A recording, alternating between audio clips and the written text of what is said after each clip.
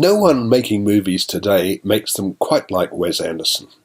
In a series of blissfully engaging, quirkily comic escapades, Anderson has taken us to highly stylized versions of America, both urban, the Royal Tenenbaums, and rural, Moonrise Kingdom, India, the Darjeeling Limited, and Central Europe, the Grand Budapest Hotel.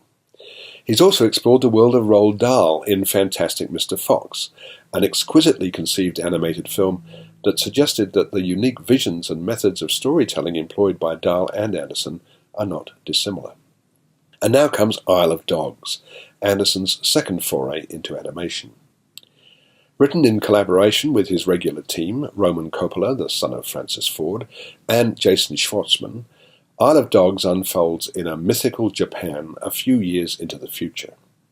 This is no sci-fi movie, however, but a deeply affectionate and lovingly created tribute to Japanese culture, Japanese design, and perhaps above all, Japanese cinema. References to the great Japanese filmmakers, including Kurosawa and Ozu, abound and will be embraced by film buffs.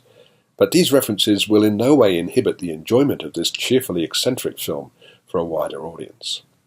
A prologue, titled Boy, Samurai, and Headless Ancestor, is set in the mythical city of Megasaki, where the dictatorial mayor named Kobayashi, after another great Japanese film director, has decided to outlaw all dogs from the prefecture because he personally favours cats.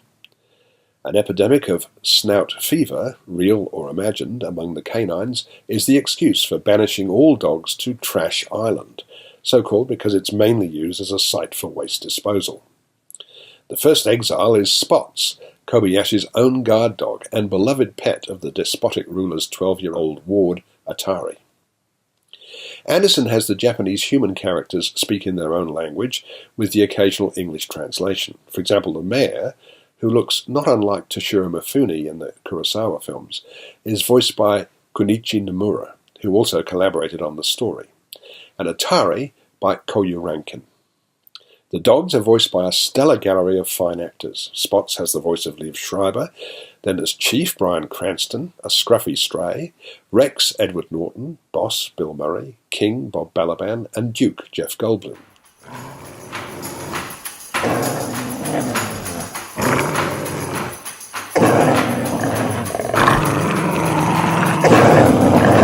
Wait a second. Before we attack each other and tear ourselves to shreds like a pack of maniacs, let's just open the sack first and see what's actually in it. It might not even be worth the trouble. What do you think? I'm not sure. Maybe. Each one is given a distinctive character, and there's even a romance between Chief and the elegant poodle Nutmeg, Scarlett Johansson, a relationship that inevitably evokes the Disney classic Lady and the Tramp.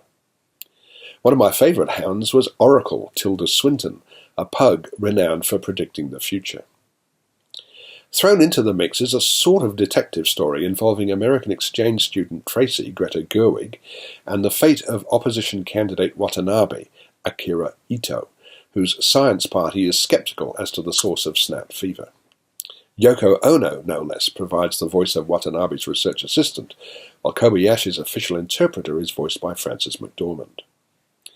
With its beautiful formal imagery, its gallery of hugely likeable canines, and its cheerfully crazy plotting, Isle of Dogs really is a unique experience and a thoroughly enchanting one. Not only is it a visual treat, but there's also a great soundtrack, including a magnificent music score from Alexandre Desplat that ranks with his best work. It's worth sitting right through the end credits to experience the music. All this and a political subtext for those who care to seek it out. Don't miss it. 4.5 stars.